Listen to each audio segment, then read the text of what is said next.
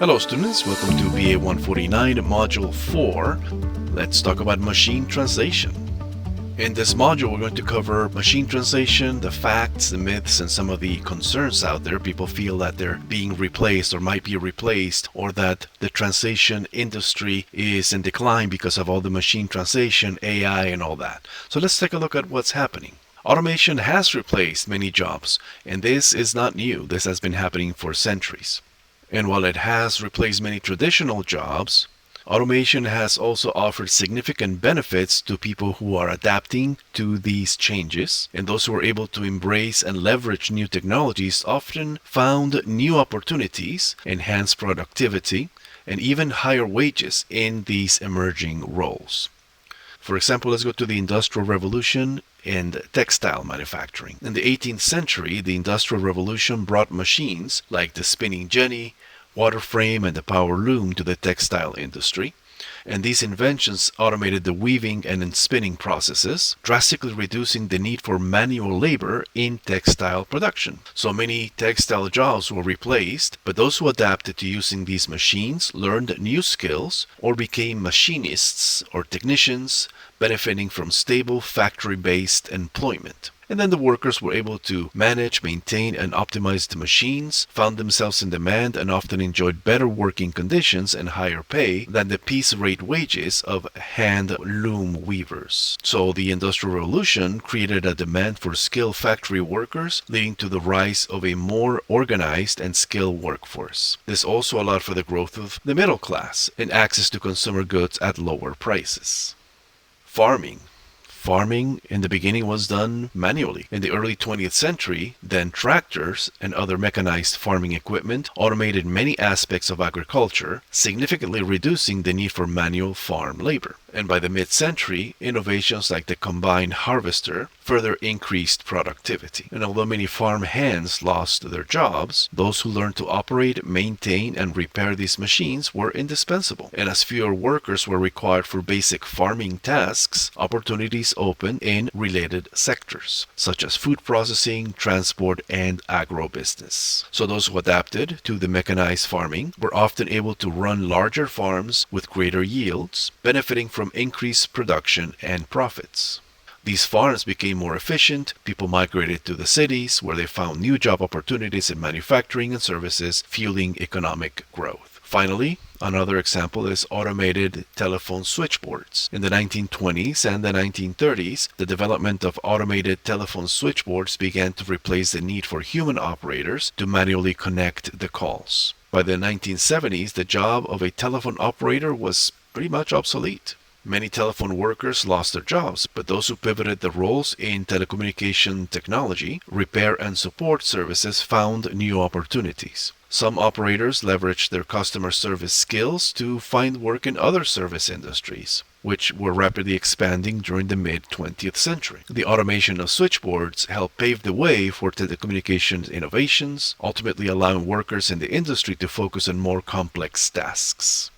This evolution supported the emergence of new fields such as IT and telecommunications engineering, which offered higher wages and more technical career paths. It's the same thing with translators. In the age of machine translation technology, MT, like Google Translate, is transforming the field of translation. While basic and repetitive translations are now largely automated, skilled translators who leverage MT have developed new ways to enhance productivity and expand their services. For example, translators who incorporate MT into their workflow can handle larger volumes of work in less time. By using machine translation as a draft, they can focus on fine-tuning translations for accuracy and nuance, increasing their output without sacrificing quality.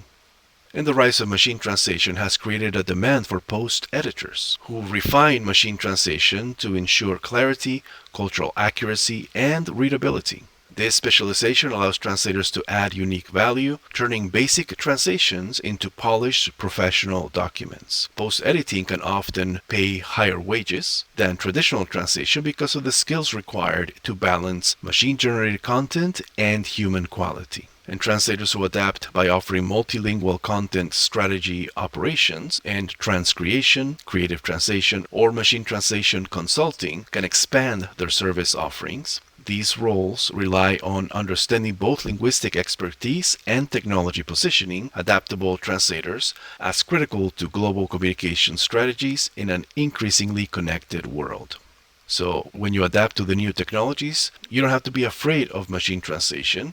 Simply adapt to that and you can offer bigger, better services to the industry. And that is the opportunity that machine translation offers. We have many machines that are replacing humans. Toll collectors, you see the machines out there. Even the grocery checkout lines, you can do your own self-checkout. There's machines there. Airplane pilots, bartenders, surgeons, etc. The Canadian weather reports use artificial intelligence to generate their national forecast. So instead of worrying about machine translation replacing our jobs, we need to start thinking of what these machines can do for us. So what is machine translation? In short, it is the use of automated software that translates text without human involvement. And neural machine translation is a machine translation approach that applies a large artificial neural network toward predicting the likelihood of a sequence of words, often in the form of whole sentences. And here are some examples of that: the Systran Beyond Language DeepL translation, and you get to see some of these in the exercises this week. So there are benefits to generic machine translation. You must understand that these tools provide only an approximate translation, just a generic Google Translate. It can benefit users in foreign countries or reading simple technical instructions. Government and intelligence agencies can translate a lot of content generated on the internet quickly. And there's an article in the reading section that tells you how much data is generated daily around the world. Imagine a person translating all of that data. It's literally impossible. So the revision of machine translation is another opportunity for us. Post-editing or revision of MT is a hybrid of MT and traditional human translation. This process is used to pre-translate texts created by a computer for later human correction. So let's look at some questions, some tips and solutions in machine translation. What you want to do is compare the source and the target language to make sure that it was translated properly. Make sure that it keeps the style, the content correct, but do not make unnecessary changes. When you see a machine translated text, ask, does the target language make sense? Are there any unknown words being translated? There are some words that are not translated. There are some words that you do not translate, such as proper nouns, etc. We'll look at an example in the exercise this week. Make sure to keep specialized glossaries and style guides handy. These specialized glossaries tell you words that are specific to those industries, and the style guides tell you how to format and present those translations properly. Is the register correct? As you know, the register is the level at which we translate. Is it very formal or informal? Is the machine translation output choosing the right word for the meaning you want to give it? Are there any privacy concerns? Is this for public consumption, or is this company secrets that must be kept away from the public eye? And if the source material is not as good as it was before, it will not provide good machine translation. Think of the overuse of pronouns. In English, we use he did, she went, they worked or produced, etc. In Spanish, for example, the pronoun is included in the conjugated verb. So we don't say nosotros necesitamos, you just say necesitamos. You don't say yo fui, you just say fui. Make sure that the machine translation is not translating unnecessary pronouns. Are there any privacy concerns for the things that you are producing? If so, you might need to have an NDA, non-disclosure agreement. If that is the case, you do not want to use services such as Google Translate because, as you know, Google gives us all these tools, but at the expense of they are using our data to compile their data mining systems. And there's more about that in the readings. So is machine translation appropriate to what you are doing? Consider how the text will be used. What is the communicative goal of the text? Is it a general information? Is it just to know what's going on in the other language, what is being said or shared? Or is it a very specific instructions that if you miss the word or don't use the proper word, you're going to cause miscommunications, etc.? What is the time sensitivity? Do you have to translate something that is 20,000 words in 2 hours? Well, you have to run it through machine translation and do your best there.